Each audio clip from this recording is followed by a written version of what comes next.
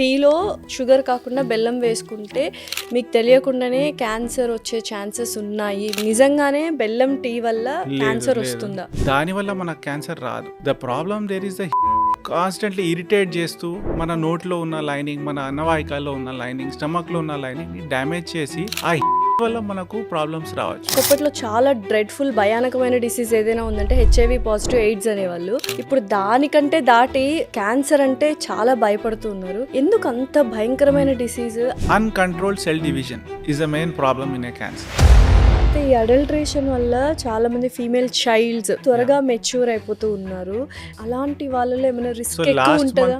ఇప్పుడు చూడండి, ఫుడ్ లో ఈస్ట్రోజన్ లాంటి హార్మోన్స్ ఉన్నప్పుడు మన బాడీలో ఉన్న నార్మల్ హార్మోనల్ సైకిల్ అవి డిస్టర్బ్ చేసేస్తాయి. దానివల్ల అన్ని హార్మోన్ డిపెండెంట్ క్యాన్సర్స్ రిస్క్ కూడా over long period of time పెరుగుతుంది. ఇది కాకుండా అదర్ ప్రాబ్లమ్స్ లైక్ క్యాన్సర్ రాకముందే మనము ఎర్లీ డిటెక్షన్ చేసుకుంటే కూడా వీ కెన్ ఏమంటారు క్యూర్ క్యాన్సర్ అన్నవి ఏమైనా ఉన్నాయా సార్? నార్మలీ మన చేతికి ఒక బ్రెస్ట్ లంప్ తగలాలంటే ఒక 1.5 to 2.5 సెంటీమీటర్ సైజ్ ఉన్నప్పుడే మన చేతికి తగులుతాయి. మ్యామోగ్రామ్ లో చేతికి తగలకుండా ఉన్న స్మాల్ చిన్న కాల్షియం లాంటి డిపాజిట్స్ కూడా మనకు మ్యామోగ్రామ్ లో తెలుస్తాయి. Hello everyone, welcome to Suman TV. This is anchor Lasya Reddy. So cancer అనగానే చాలామంది భయపడుతూ ఉంటారు. నిజంగా అంత డ్రెడ్ఫుల్ డిసీజ్ ఏంటి? And prevention is better than cure అంటారు. సో ముందే మనం క్యాన్సర్ వస్తుంది అని డిటెక్ట్ చేసుకుంటే స్టేజ్ 1లో స్టేజ్ 2లో దాన్ని మనం కంప్లీట్గా నిర్మూలించడానికి ఎటువంటి టెస్ట్లు ఉన్నాయి అండ్ ఎటువంటి జాగ్రత్తలు తీసుకోవాలి, అసలు ఓవరాల్గా క్యాన్సర్ గురించి ఎందుకంత భయపడతాము అనేది హోల్ క్లారిటీ పిక్చర్ మనకి ఇవ్వబోతున్నారు senior consultant surgical oncologist doctor Ajesh Raj Saxena. నమస్కారం అజేష్ గారు, ఎలా ఉన్నారు? సో యూజువల్గా క్యాన్సర్ అంటేనే అంటే ఒకప్పట్లో చాలా డ్రెడ్ఫుల్ భయానకమైన డిసీజ్ ఏదైనా ఉందంటే హెచ్ఐవి పాజిటివ్, ఎయిడ్స్ అనేవాళ్ళు. ఇప్పుడు దానికంటే దాటి క్యాన్సర్ అంటే చాలా భయపడుతున్నారు. ఎందుకు అంత భయంకరమైన డిసీజ్ అండ్ అంత వాస్ట్గా చాలా ఫాస్ట్గా స్ప్రెడ్ అయిపోతుంది? ఇప్పుడు ముందటి కంటే ఇప్పుడు చూస్తే numbers are definitely going up. Almost 20 million cases ఇప్పుడు ఉన్నాయి. అంటే by 2040 they are going to touch 30 million cases every year. 30 million cases every year worldwide. Recently December lone statistics వచ్చాయి, which was the report was presented in the Lok Sabha. దాంట్లో చూస్తే కొన్ని స్టేట్స్లో especially Kerala and north eastern స్టేట్స్లో nearly 150-160 cases కూడా ఉన్నాయి per లక్ష population. అంటే reason ఏంటి? ఇప్పుడు కేరళ అంటే నాకు చాలా షాకింగ్గా అనిపిస్తుంది. బికాస్ వాళ్ళు ఉండడం నేచర్లో ఉంటారు, పొల్యూషన్ ఎక్కువ ఉండదు అండ్ లైఫ్ స్టైల్ కూడా the food they eat is very good. అయినా కానీ క్యాన్సర్ కేరళలోనే ఎక్కువ ఉంది అంటే వాట్ ఈస్ ద రీజన్? చూడండి, దేర్ ఆర్ డిఫరెంట్. ఇప్పుడు చూస్తే మన కేరళలో అండ్ నార్త్ ఈస్ట్లో ఉన్న క్యాన్సర్స్లో చాలా డిఫరెన్సెస్ ఉన్నాయి. కేరళలో క్యాన్సర్ రేట్ ఎక్కువ ఎందుకు ఉందంటే, one is a urbanised disease, అంటే లైఫ్ స్టైల్ కూడా బాగా మారిపోయింది. సెకండ్, హెల్త్ ఫెసిలిటీస్, అక్కడ ఎడ్యుకేటెడ్ పాపులేషన్ ఎక్కువ ఉన్నారు. జనాలు తొందరగా వెళ్ళి అలర్ట్గా ఉండి చెకప్స్ కూడా ఎర్లీగా చేయించుకుంటారు. అది కూడా ఉంది. ప్లస్ హెల్త్ ఫెసిలిటీస్ కూడా చాలా బాగున్నాయి. దేర్ ఆర్ ఎక్సలెంట్ హాస్పిటల్స్, అక్కడ టెస్ట్ చేసుకోవడానికి కూడా మంచి ఫెసిలిటీస్ ఉన్నాయి. సో అలాంటి సిచ్యువేషన్లో మనకు ఎక్కువ టెస్ట్ చేస్తే మనం ఎక్కువ కూడా బయటపడతాయి, ఎక్కువ రోగాలు బయటపడతాయి. So same way detection is better. Unfortunately north ఈస్ట్లో చూస్తే అక్కడ డిఫరెంట్ ఉన్నాయి. ఇప్పుడు కేరళలో ఉన్న క్యాన్సర్స్లో బ్రెస్ట్, కోలాన్, ప్యాంక్రియాస్ క్యాన్సర్స్ ఎక్కువ ఉన్నాయి. దానికి ఉన్న కారణాలు కొన్ని డిఫరెంట్గా ఉంటాయి. సేమ్ థింగ్ నార్త్ ఈస్ట్లో ఉన్న డయట్లో ఉన్న ఫ్యాక్టర్స్ వల్ల, మన వాళ్ళ వేడి ఫుడ్ తినే లేకుంటే స్టోర్డ్ ఫుడ్స్ తినే అలవాటు ఉన్నప్పుడు నోట్లో ఉన్న క్యాన్సర్స్, ఫుడ్ ట్రాక్లో ఉన్న అన్నవాహికలో ఉన్న క్యాన్సర్స్ అవి ఎక్కువగా ఉన్నాయి. సెకండ్, అక్కడ డిటెక్షన్ రేట్ కూడా కొంచెం తక్కువగానే ఉంది. థర్డ్, ఇవి కాకుండా ద ప్రజెంటేషన్స్ కూడా కొన్ని లేట్గానే ఉంటాయి. అన్ఫార్చునేట్లీ ఈవెన్ మన ఇండియాలో ఫిగర్స్ చూస్తే నియర్లీ 2/3 to 3/4 ఆఫ్ క్యాన్సర్, అంటే 60 నుంచి 70% వరకు క్యాన్సర్స్ అడ్వాన్స్ స్టేజ్లో ప్రజెంట్ అవుతాయి. సార్ నేను ఈ మధ్య ఇన్స్టాలో ఒక రీల్ చూశాను సార్.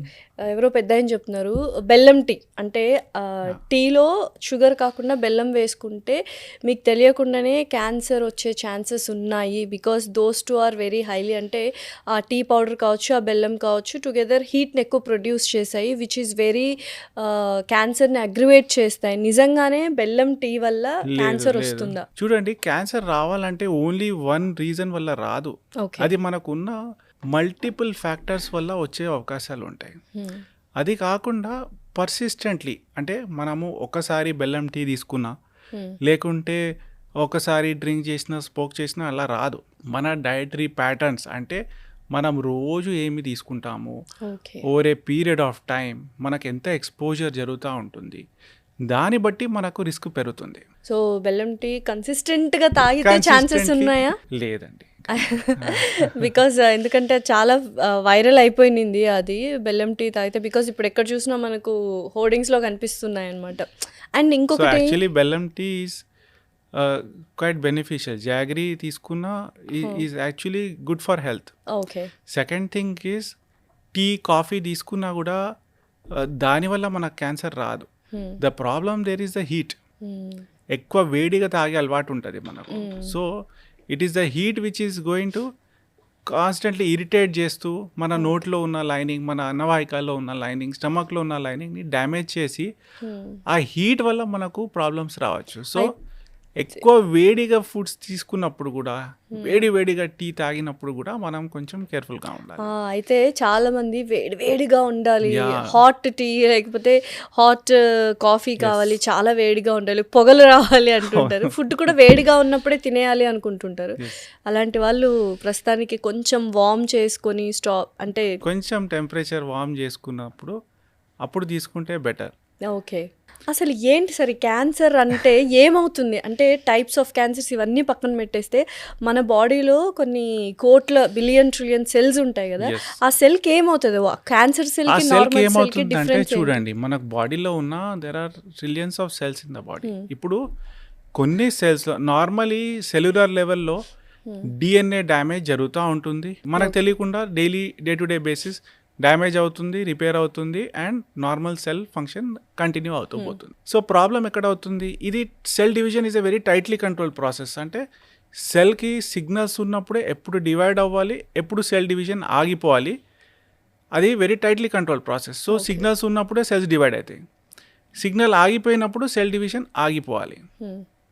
సెకండ్, ఈ సెల్ డివిజన్ కంట్రోల్ చేస్తున్న there are certain genes which are proto oncogenes and tumour suppressor genes. అంటే ట్యూమర్స్ ఎప్పుడైనా మ్యూటేషన్ జరుగుతున్నాయి, there is any cell that is going bad, ఆ సెల్ని ట్యూమర్ సప్రెసర్ జీన్ సప్రెస్ చేసేసి kill చేసేసి పక్కన పెట్టేస్తాయి. Now proto oncogenes also normal రెగ్యులేషన్కి అవసరం ఉంటాయి. When either a proto oncogene becomes mutated అంటే దాంట్లో ఆ కంట్రోలర్ జీన్స్లోనే ప్రాబ్లమ్స్ వచ్చినప్పుడు, and either tumour suppressor genes. So ఇవి ట్యూమర్ సప్రెస్ చేయలేరు అండ్ ఆ ప్రోటో ఆంకోజీన్స్ యాక్టివేట్ అయిపోయి ఆంకోజీన్స్ అయిపోతాయి. So they become like an accelerator and the brake is also gone. So double fold effect ఉన్నప్పుడు what happens, cells body signals వినవు, they continuously keep dividing, multiply అయిపోతూ, so they keep doubling, రోజుకి double అవుతూ పోతాయి.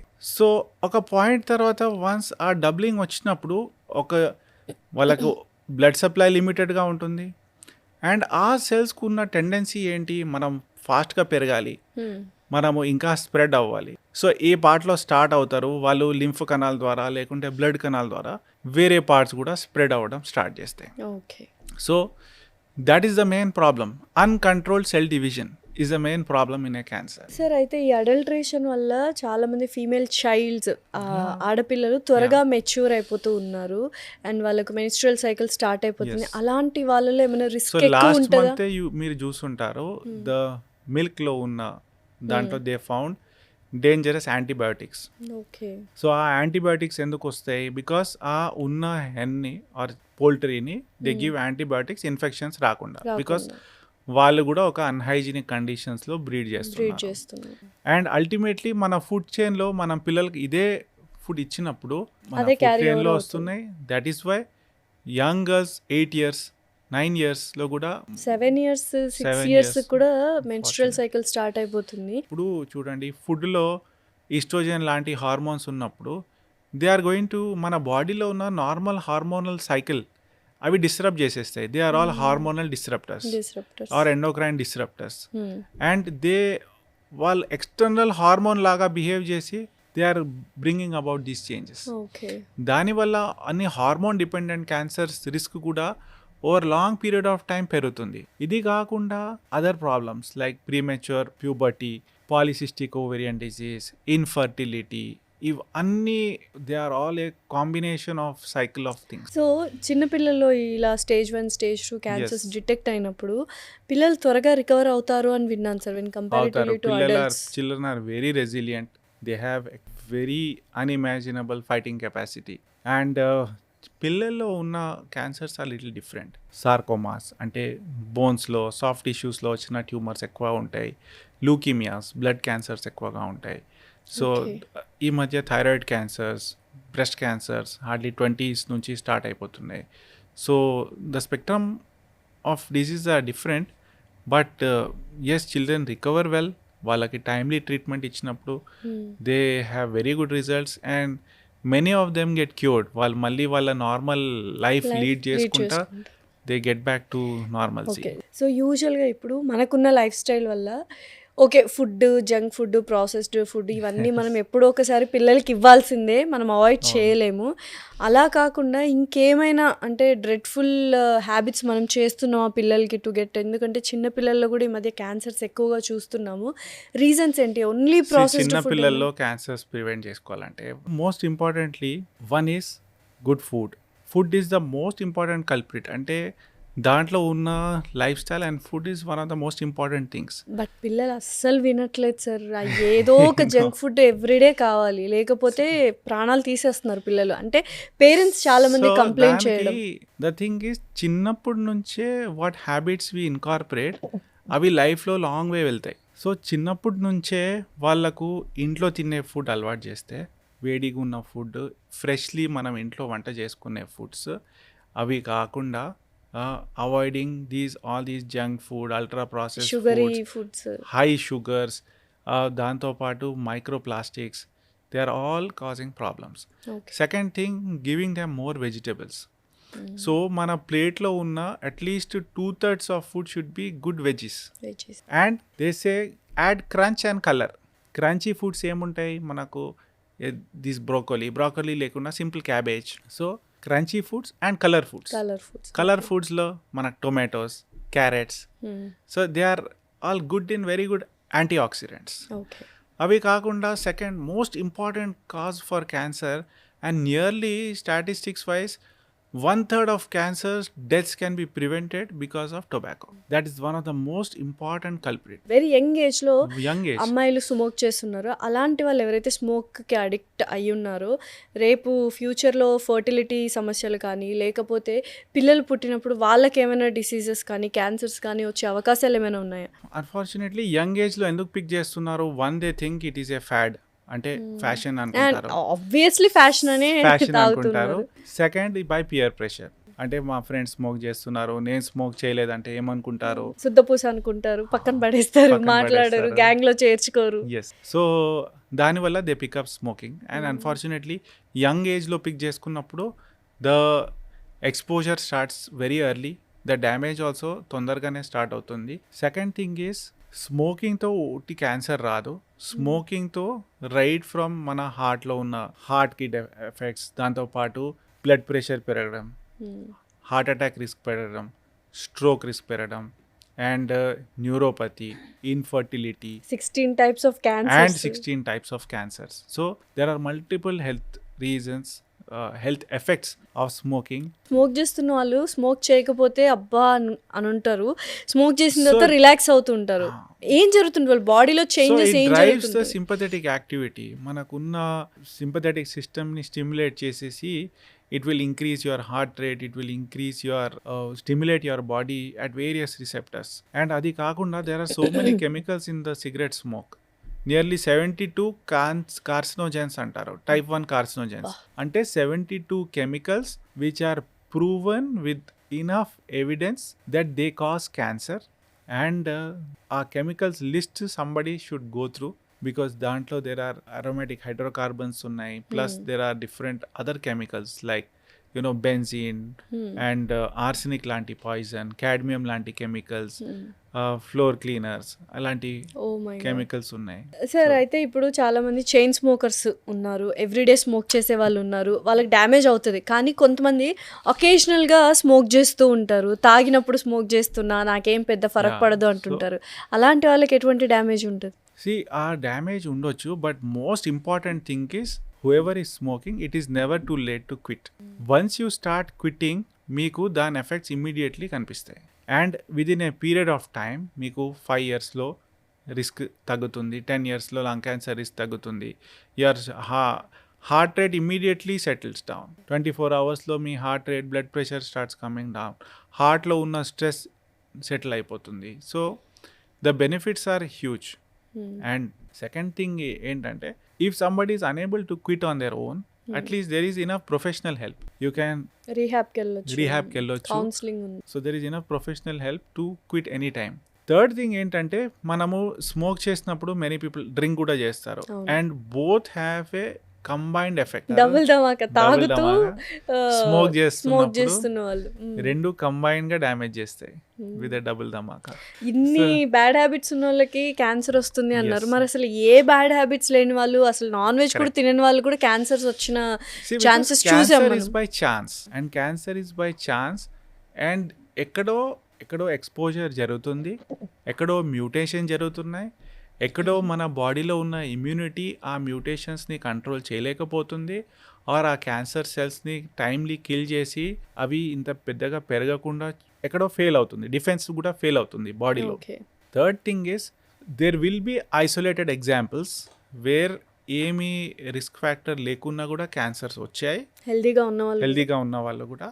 And there will be people who maybe 80s 90s and బాగా drink చేస్తారు, smoke చేస్తారు, కానీ నేను హెల్దీగా ఉన్నాను, నాకు ఏమీ క్యాన్సర్ రాలేదు, and they may say that I'm a living example. కానీ అది కాదు, ఒక్కొక్క బాడీ ఒక్కొక్క విధంగా రెస్పాండ్ అబ్సల్యూట్లీ. సో మన బాడీలో ఉన్న రెస్పాన్స్ ప్లస్ మనము ఎక్స్టర్నల్గా వాట్ ఎవర్ రిస్క్ ఫ్యాక్టర్స్ మనం ఎంత పెంచుకుంటా ఉంటామో మనకు అంత రిస్క్ పెరుగుతుంది. ఓకే సార్, ఇప్పుడు క్యాన్సర్ రాకముందే మనము కొన్ని టెస్ట్లు చేయించుకుంటే, స్క్రీనింగ్ టెస్ట్లు చేయించుకుంటే we can prevent cancer, or early detection చేసుకుంటే కూడా వీ కెన్ ఏమంటారు క్యూర్ క్యాన్సర్ అన్నవి ఏమైనా ఉన్నాయా సార్? డెఫినెట్లీ ఉన్నాయి. సో ఇప్పుడు క్యాన్సర్ స్క్రీనింగ్కి కొన్ని క్యాన్సర్స్కి అయితే మనకు ప్రూవన్ టెస్ట్ ఉన్నాయి. లైక్ విమెన్లో 2 ఇంపార్టెంట్ క్యాన్సర్స్, అంటే స్త్రీలో ఉన్న 2 most common cancers, one is breast cancer, ఉమ్ములో వచ్చిన cancer, second is cervix cancer. ఇవి 2 క్యాన్సర్స్కి మంచి స్క్రీనింగ్ టెస్ట్ ఉన్నాయి. ఓకే, బ్రెస్ట్ క్యాన్సర్కి ఉన్న screening test is a mammogram, అంటే బ్రెస్ట్ది డెడికేటెడ్ ప్రాపర్గా ఎక్స్రే చేయించుకోవడం, which is a mammogram along with an ultrasound breast. So దీంట్లో మనకేమవుతుందంటే, ఇప్పుడు నార్మలీ మన చేతికి ఒక బ్రెస్ట్ లంప్ తగలాలంటే ఒక 1.5 to 2.5 centimeters సైజ్ ఉన్నప్పుడే మన చేతికి తగులుతాయి. మ్యామోగ్రామ్లో చేతికి తగలకుండా ఉన్న స్మాల్ చిన్న కాల్షియం లాంటి డిపాజిట్స్ కూడా మనకు మ్యామోగ్రామ్లో తెలుస్తాయి. సో ఆ స్టేజ్లో ఆ cancer is a pre cancerous condition కూడా ఉండొచ్చు, లేకుంటే వెరీ ఎర్లీ క్యాన్సరస్ స్టేజ్ కూడా ఉండొచ్చు. Curable and treatable. So pre cancerous stage అనుకోండి, DCIS అంటారు, డక్టల్ కార్సినోమా ఇన్ సిటు. అంటే if it is left alone, అది ఓవర్ పీరియడ్ ఆఫ్ టైం ఇంకా పెరిగి క్యాన్సర్ లాంటి లక్షణాలు వచ్చేసి అది ఇన్వేడ్ అయి క్యాన్సర్లో చేంజ్ అయిపోతుంది. ఏ ఏజ్లో, అంటే ఏ ఏజ్ నుంచి? సో మ్యామోగ్రామ్ అయితే ప్రతి స్త్రీ 40 years అంటే 40 సంవత్సరాల నుంచి ప్రతి 1 సంవత్సరం లేకుంటే 2 సంవత్సరాలకి ఒక మ్యామోగ్రామ్ చేయించుకోవాలి. అండ్ దాంతోపాటు సర్వైకల్ క్యాన్సర్ కూడా 30 years నుంచి స్టార్ట్ అవుతుంది with a out patient test, simple pap smear లాంటి test with a HPV DNA. So cervical క్యాన్సర్లో కూడా బేసికలీ అబ్నార్మల్ సెల్స్ని టెస్ట్ పిక్ చేసుకుంటుంది. సో ఆ అబ్నార్మల్ సెల్స్లో ఉన్న స్టేజ్ నుంచి క్యాన్సర్ లాంటి స్టేజ్ రావాలంటే అట్లీస్ట్ ఒక 10 సంవత్సరాలు పడతాయి. అది చాలా పెద్ద గ్యాప్. సో ఆ టైంలోనే when they can find that ఇది ప్రీ క్యాన్సరస్ మార్పులు ఉన్నాయి అంటే టైమ్లీ ట్రీట్మెంట్ చేయించుకున్నప్పుడు మనం ఒక క్యాన్సర్ ప్రివెంట్ చేసినట్టు అండ్ సెకండ్ అర్లీగా కూడా ట్రీట్ చేసినట్టు. అంటే ఒక చిన్న టెస్ట్ మనం చేసుకుంటే Very simple test పైగా అండి. Hardly 2 10 years minutes గ్యాప్ పడుతుంది. ఉంటుంది కాబట్టి చాలా ఈజీగా టెస్ట్ చేసుకోవచ్చు. నిజంగానే ఇప్పుడు ఇండియన్ విమెన్ మీరు చాలా మందిని ట్రీట్ Yes. చేస్తుంటారు సార్, అవేర్నెస్ ఉందా మన ఇండియన్ విమెన్కి ఇప్పుడు ఈ క్యాన్సర్ టెస్ట్లు చేయించుకోవాలి అని? సో మన స్టాటిస్టిక్స్ మన కంట్రీలో చూసినప్పుడు mammogram adoption is less than 8%. 8% అంటే మన ఇంత పెద్ద భారతదేశంలో కూడా hardly 7 to 8% is mammogram adoption. అంటే 100లో ఉన్న 7 విమెనే ప్రాపర్గా మ్యామోగ్రామ్ స్క్రీనింగ్ చేయించుకుంటారు ఎందుకు రెగ్యులర్లీ. మీ ఎదురుగా కూర్చున్నా నేను కూడా ఇంతవరకు చేయించుకోలేదు మ్యామోగ్రఫీ. మోర్ ఇంపార్టెంట్లీ మనము ఇవి సిటీస్లో ఉన్న ఫిగర్స్, మనం అదే రూరల్ ఫిగర్స్ చూస్తే అది లెస్ దాన్ 2%. అంటే 100లో హార్డ్లీ 1 or 2 లేడీసే వెళ్ళి ఈ మ్యామోగ్రామ్ చేయించుకుంటారు. అది కూడా ఏదైనా ప్రాబ్లం ఉందేమో కాబట్టి. అంతే. ఓకే. కానీ రెగ్యులర్గా చేయించుకోవడం మ్యామోగ్రఫీ అండ్ మీరు అన్నట్టు సర్వికల్ క్యాన్సర్ టెస్ట్లు చేయించుకోవడం చాలా important. See, 80%, more than 80% of cancer detected by mammogram is early. And unfortunately, 70 to 80% of cancer patients who come in advanced stage. Okay. So వాళ్ళకి differences తగులుతుంటాయి, చాలా లమ్స్ కానీ తగులుతూ పెయిన్ ఉంటాయి. కానీ, సో సిమ్టమ్స్ అన్నీ వస్తుంటాయి కాబట్టి Absolutely. అప్పుడు And వస్తుంది. unfortunately, breast cancerలో మెజారిటీ అంటే 9 out of 10 విమెన్కి లంప్ ఉన్నప్పుడు ఆ లంప్లో నొప్పి ఉండదు, ఆ లంప్ అలానే ఉంటుంది. సో వాళ్ళు ఏమనుకుంటారు, ఇది మామూలు లంపే, ఏదో తగ్గిపోతుందేమో, ఏదో ఏమీ భయపడాల్సింది అవసరం లేదు. సెకండ్ థింగ్, షైగా ఫీల్ అవుతారు, ఎలా చెప్పుకోవాలి. థర్డ్ థింగ్, అరే దీనికి వెళ్ళి నేను చెకప్ చేయించుకుంటే ఇది క్యాన్సర్ వచ్చిందంటే ఆ వర్డ్తో కూడా భయపడి చెకప్ చేయించుకోరు. మెయిన్ ఇదే అయి ఉంటుంది సార్. సో ఈ మల్టిపుల్ ఫ్యాక్టర్స్ వల్ల మా దగ్గరకు వచ్చినప్పుడు ఆ లంప్స్ చాలా పెరిగిపోతాయి.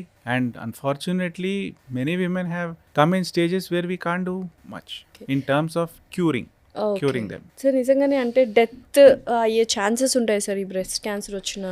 Again depends on the stage. Very early స్టేజెస్లో ప్రీ క్యాన్సరస్ ఆర్ చిన్న లంప్స్ ఉన్నప్పుడు డిటెక్ట్ చేస్తున్నప్పుడు మోర్ దాన్ 95% వాళ్ళకు క్యూర్ చేయొచ్చు. నియర్లీ 99 to 100% కూడా క్యూర్ అయ్యే అవకాశాలు ఉన్నాయి. రికరెన్స్ వచ్చే chances? They come down. See, as the stage increases, cure rates తగ్గుతాయి అండ్ రికవర్ అయ్యే ఛాన్సెస్ పెరుగుతాయి. ఓకే. అర్లీగా ట్రీట్ చేసినప్పుడు క్యూర్ రేట్స్ పెరుగుతాయి, రికవర్ అయ్యే ఛాన్సెస్ తగ్గుతాయి. అవి కాకుండా సింపుల్ ట్రీట్మెంట్స్తో కూడా ఈ క్యాన్సర్ ట్రీట్మెంట్ అయిపోతుంది. ఎలా స్టేజ్ పెరుగుతుంది, ట్రీట్మెంట్స్ కూడా కాంప్లికేటెడ్ ఉంటాయి. అంటే కంటిన్యూస్గా ట్రీట్మెంట్ నడుస్తూ ఉంటుంది. సెకండ్ థింగ్ ఈజ్ ఒక ట్రీట్మెంట్ సరిపోకపోవచ్చు, మల్టిపుల్ ట్రీట్మెంట్స్ చేసే అవసరం ఉంటుంది అండ్ మళ్ళీ తిరిగే అవకాశాలు పెరుగుతాయి. సో స్టేజ్ 1లోనే బ్రెస్ట్ క్యాన్సర్ డిటెక్ట్ అయిందంటే చిన్న లంప్ ఉంది, హార్డ్లీ 1.5 centimeters, చంకలో కూడా పాకలేదు. ఆ టైంలోనే మనము సింపుల్గా ఆ లంప్కి కొంచెం దూరంగా ఉంచి తీసేసి స్పెసిఫిక్ మ్యాపింగ్ ఆఫ్ ఆ ట్యూమర్ ఎక్కడ డ్రైన్ అవుతుంది, ఆ లింఫ్ నోడ్స్ని కూడా చక్కగా ఐడెంటిఫై చేసుకొని మనము క్యూర్ చేయొచ్చు. అట్ ద మ్యాక్స్ మళ్ళీ తిరిగి రాకుండా రిస్క్ తగ్గించాలంటే ఒక రేడియేషన్ ఇవ్వాల్సి వస్తుంది.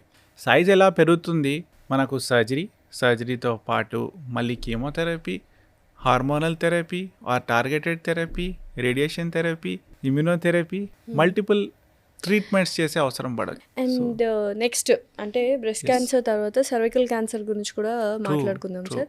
నిజంగా is it so dangerous? Reasons ఏంటి సార్? సర్వికల్ క్యాన్సర్ అన్హైజీనిక్ గా ఉండడం కూడా one of the reason. Cervical క్యాన్సర్లో main risk factor is HPV virus, human papilloma virus. దాంట్లో ఉన్న కొన్ని అగ్రెసివ్ స్ట్రెయిన్స్ 16, 18, 31, 33 వినుంటారు మీరు. సో దీస్ అగ్రెసివ్ వైరసెస్ ఏం చేస్తాయి అంటే మన ఇమ్యూనిటీ తక్కువ ఉండాలి, సెకండ్ ఆ వైరస్లో ఉన్న విరులెన్స్ లేకుంటే అగ్రెసివ్నెస్ ఎక్కువ ఉండాలి. ఓకే. అందరికి ఉంటుంది హెచ్పివి వైరస్, కానీ కొంతమందికి ఆ టెండెన్సీ ఉండొచ్చు. అండ్ దానివల్ల దీంట్లో ఉన్న రిస్క్ ఫ్యాక్టర్స్ ఏంటి? 1 is పూర్ హైజీన్, అంటే హైజీన్ తక్కువ ఉన్నప్పుడు. ఇవి కాకుండా మల్టిపుల్ పార్ట్నర్స్ ఉన్నప్పుడు, సో అన్ప్రొటెక్టెడ్ కలిసినప్పుడు విత్ మల్టిపుల్ డిఫరెంట్ పీపుల్, దాంతో కూడా రిస్క్ పెరుగుతుంది. ఇమ్యూనో సప్రెషన్, మన బాడీలో ఉన్న ఇమ్యూనిటీ తక్కువ ఉన్నప్పుడు కూడా రిస్క్ పెరుగుతుంది. సో దానివల్ల ఏమవుతుందంటే ఆ లాంగ్ టర్మ్లో డ్యామేజ్ జరిగి ఆ బాడీలో ఆ వైరస్ సెల్లో ఉన్న డిఎన్ఏతో కలిసిపోతుంది. సో అది లోపల ఇన్కార్పొరేట్ అయిపోతుంది. సో ఇన్ఫెక్షన్ ఉన్నప్పుడు ఆ వైరస్లో ఉన్న డిఎన్ఏ మన బాడీ సెల్లో ఉన్న డిఎన్ఏతో ఇన్కార్పొరేట్ అయిపోయి it will take over the cell. Okay. So slowly ఆ బాడీలో ఉన్న cells they become abnormal. And ఆ అబ్నార్మల్ అయి మళ్ళీ they become mild dysplasia, moderate to severe dysplasia. అంటే abnormal cell will keep on growing, dividing, increasing in size and start spreading. Okay. Signs ఏమైనా ఉంటాయి sir మనకి ఎర్లీ సైన్స్? ఎర్లీ సైన్స్ లో cervical cancer, cervical cancer లో most common sign is bleeding అంటే ఉంటుంది. అది మనము Intermenstrual మిస్అండర్స్టాండ్ bleeding. చేసుకోవచ్చు కదా. మెన్సెస్ మధ్యలో ఉన్న bleeding. Second thing white discharge, ప్రొఫ్యూజ్గా వైట్గా డిశ్చార్జ్ అవుతుంది, ఫౌల్ స్మెల్తో డిశ్చార్జ్ అవుతుంది. అది కాకుండా pain during intercourse. Third thing is అప్పుడప్పుడు అడ్వాన్స్ స్టేజెస్లో ఎలా ప్రజెంట్ అవుతాయి అంటే దే హ్యావ్ పక్కన సర్విక్స్ పక్కనే ఉంటుంది urinary bladder, ureters. So disease సర్విక్స్లో కాకుండా వెజైనాలోకి వచ్చేసి లేకుంటే పైకి వెళ్ళి బ్లాడర్ ఇన్ఫిల్ట్రేట్ అయ్యి యూరేటర్స్ ఇన్ఫిల్ట్రేట్ అయ్యి యూరిన్ బ్లాక్ అయిపోవడం, క్రియాటినిన్ పెరిగి, లేకుంటే లింఫాటిక్స్ వల్ల లింఫ్ గ్లాండ్స్ పెద్దగా అయినప్పుడు కాల్లో వాపులు రావచ్చు. సో అలా ప్రజెంటేషన్స్ అవుతాయి. ఇవి కాకుండా బాగా పెరిగినప్పుడు పక్కన ఉన్న నెక్స్ట్ ఆర్గన్ వెనక వైపు రెక్టమ్ ఉంటుంది. సో మన పేగులో కలిసిపోయి ఫిస్టులాస్ అయిపోతాయి. సో రెండు ఆర్గన్స్ కనెక్ట్ అయిపోతాయి. అండ్ ట్రీట్మెంట్ కూడా చాలా కష్టం కదా సార్ దీనికి. మెజారిటీ 80% పేషెంట్స్ అడ్వాన్స్ స్టేజెస్లో వచ్చినప్పుడు they miss A chance of cure. దాంట్లో ఉన్న ట్రీట్మెంట్స్ ఇంకా కాంప్లికేటెడ్ ఉంటాయి. సో అప్పుడు టెస్ట్ చేయించుకుంటే ఇన్ని బాగా చిన్న టెస్ట్ చేయించుకొని ఒక ప్రాపర్గా ఎగ్జామినేషన్ గైనకాలజిస్ట్ దగ్గరికి వెళ్ళేసి ఎగ్జామిన్ చేయించుకొని ఒక ప్యాప్స్మియర్ చేయించుకున్న, ఒక 5 సంవత్సరాల్లో ఒక ప్యాప్స్మియర్ చేయించుకున్న, థర్డ్ గుడ్ హైజీన్ మెయింటైన్ చేసుకోవడం. More importantly avoiding multiple partners. And there is a vaccine, HPV vaccine. మనం ఎంత మాట్లాడతాం దీని గురించి, it is less only because దాని అవేర్నెస్ స్టిల్ ఇంకా ల్యాకింగ్గా ఉంది. ఏజ్ నుంచి వేయించుకోవచ్చు సార్ హెచ్పివి వ్యాక్సిన్ చూడండి, 9 to 14 ఇయర్స్లో మనకు 2 doses వేయించుకుంటే సరిపోతుంది. Okay. From 15 to above, actually even till 40+ కూడా ఆఫ్టర్ కన్సల్టేషన్ విత్ డాక్టర్. కానీ 15 తర్వాత 3 doses అవసరం పడుతుంది. Okay.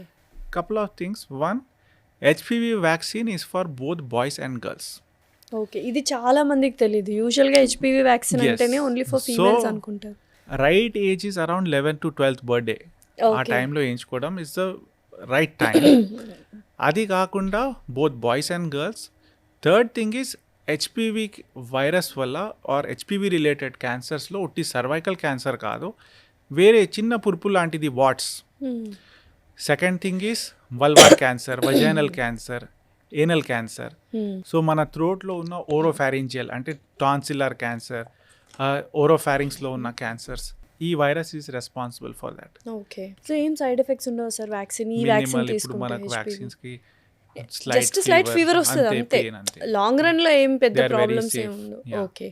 So definitely 9 to 14 years వాళ్ళైతే compulsory HPV vaccine both males and females తీసుకోవాలి.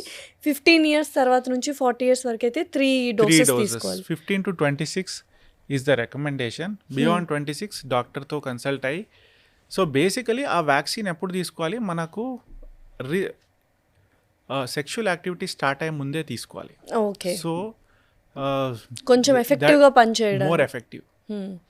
అండ్ సెకండ్, మల్టిపుల్ స్ట్రెయిన్స్ ఉన్న vaccine has better protection. Okay. So doctor దగ్గరికి వెళ్తే ఇవన్నీ ఎక్స్ప్లెయిన్ చేస్తారు. We can take whatever we want.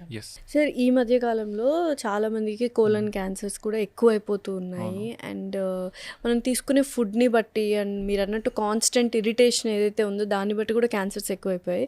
Treatments అనేవి ఎలా ఉంటాయి కోలన్ క్యాన్సర్కి? బికాజ్ నాకు తెలిసి చాలా టఫెస్ట్ క్యాన్సర్ అని అనిపిస్తుంది because for the treatment for you guys. So colon cancer is definitely challenging, కానీ main treatment for colon and rectal cancer is surgery.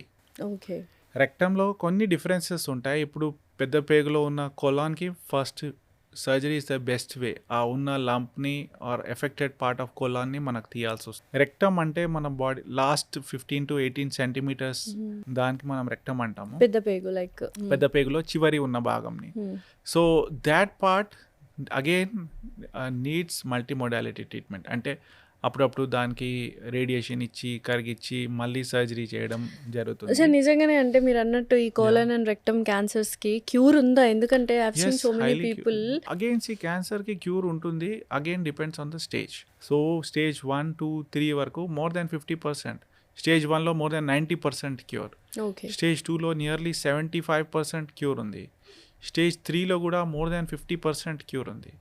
Only stage 4లో తెలిసినప్పుడు, అంటే పేగులో క్యాన్సర్ స్టార్ట్ అయ్యి మన liver, lungs, bone, brain are వేరే పార్ట్స్లో spread అయినప్పుడు అప్పుడు క్యూర్ రేట్స్ డ్రాప్ అవ్వచ్చు. సెకండ్ థింగ్, ప్రతి క్యాన్సర్ అంటే no two cancers are ever same. They have different mutations, different growth rate, different rates of spreading tendency. మనము ఒక పర్సన్కి ఇలా అయిందని మనం జనరలైజ్ చేయకూడదు. సో అదే సేమ్ డిసీజ్, అదే సేమ్ క్యాన్సర్ ఇంకో పర్సన్లో ఇంకోలాగా ఉండొచ్చు. Okay. And sometimes they may be very slow growing. In some people they may be really fast growing. So they are never the same.